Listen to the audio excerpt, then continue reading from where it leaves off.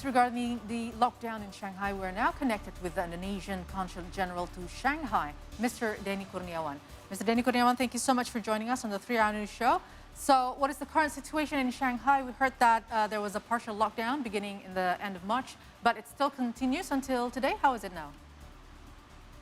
Well, it depends on the perspective. Like those who put primacy in convenience and freedom, so they would have plenty of things to complain. But the rest, otherwise, they will see the bigger picture that Shanghai needs to sacrifice, after all, to contain the virus, not to spread to the whole of China. Otherwise, things will get worse. Because from history, we see that casualty from this disease could be up to 2%, and therefore, if you, for instance, see China with 100 million cases, for instance, so you could imagine how many casualty that you will see. So Shanghai is there. See also towards the future, because the case seems to be decreasing day by day. From the peak of 26,000, now it's reducing to about 19,000 daily. So hopefully things will get better. Partial lockdown, yes. So if you don't see a case in the last 14 days, so you are graduated to the highest level, which is precautionary zone. You could basically go out of your compound and travels within your own district. And second to that is at the control area. When you have case in the last 14 days, you could only wander in your own compounds. But if you still, if there is, you can see case in the last 7 days, then you would still be confined in lockdown, which is at your own house. So those were the updates of the regulation for during the lockdown. But what about the health facilities in Shanghai? What are the ratios when it comes to bed occupancy rates? And are there still high bed occupancy rates in hospitals in Shanghai? Yeah. So in the beginning, managing 25 million people at the rate of that amount. So by now, I mean, it's been reduced to like 190,000 positive case now from the peak of maybe more than 300,000. So more and more people are now discharged. So health facility would be problematic, right? Especially that I mean, managing the case of that mass scale was unprecedented. But now it's getting better. So the authorities said to me just now, few minutes back, that they could accommodate now the positives, new positives, they could accommodate that better. Of course, with not like at the best condition. So because it is a kind of like exhibition center, schools, etc., which is transformed into facilities, and you could imagine, like for instance, in terms of sanitation, toiletries and toilets, etc., would be like limited. Yeah. Okay. So, but what about the Indonesian citizens, sir? How many are they, and what are their conditions right now? Indonesian citizens here, there are hundreds. Like for instance, reportedly like 300 or so. I mean, behind the scene there would be more. Would say we are fortunate to see that most of them basically can stand on their own, could even help others. A few of them, though, working the informal sector, then they may not have access to health facilities, to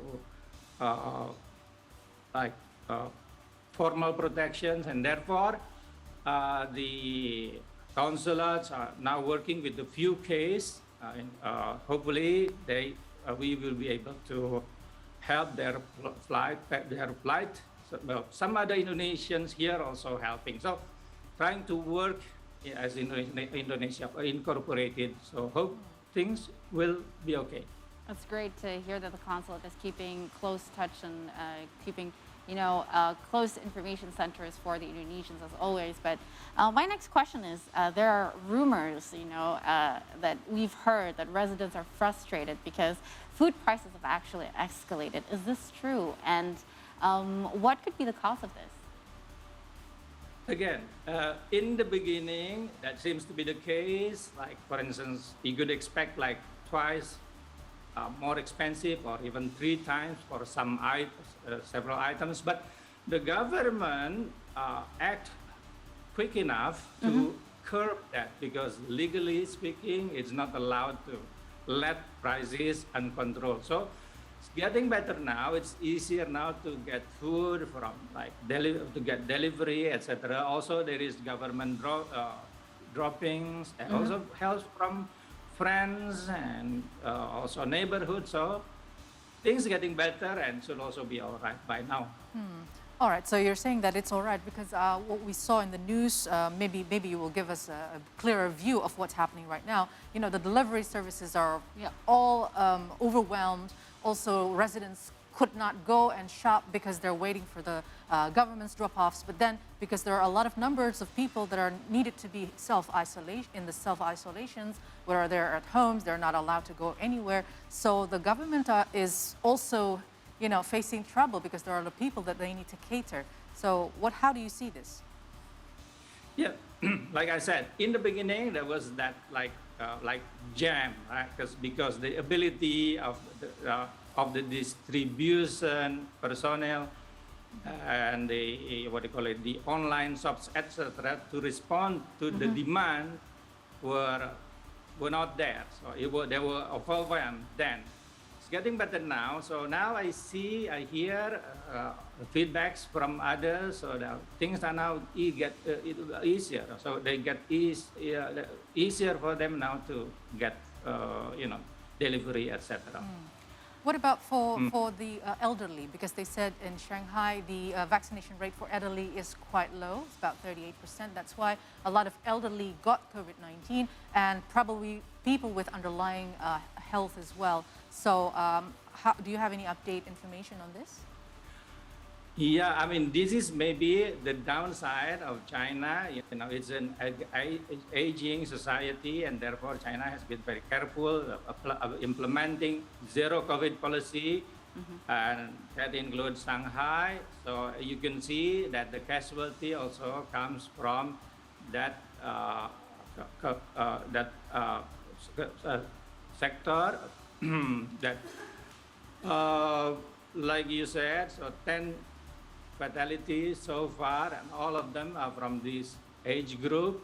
Not to mention also maybe several others in 20s, etc., which is not considered to be directly COVID victim, but they have underlying health problems and made them, and then with increased difficulty in health facilities, and then it becomes fatality. So elderly is something which is one important aspect in this equation. Yes. Are they still boosting out the vaccine shots specifically for certain very, very, very vulnerable populations, especially because now that it needs to be contained in Shanghai, so herd immunity must be built emergency-wise? I mean, the vaccination continues, although with a very confined and slowed pace because of the other necessities on addressing this spread. So I can also see that boost, especially at the stage of booster, mostly now, except maybe for the age group, and it would be more problematic to give them vaccine, because then it will be according to experts on how whether they can be given vaccine or not. I see. Yeah. Pak Denny, do you have any information about other cities that might have high COVID-19 infections?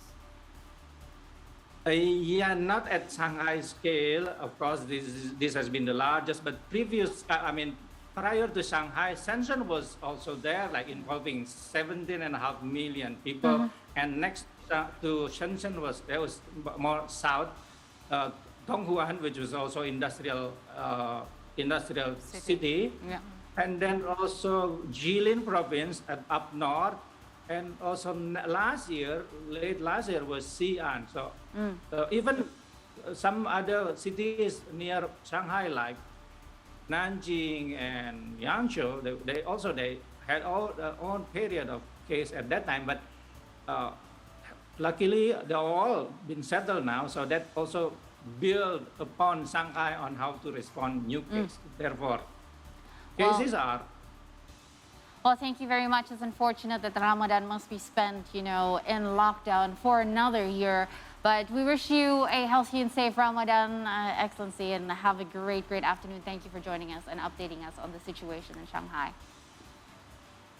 That was Pa Denny Kurnia.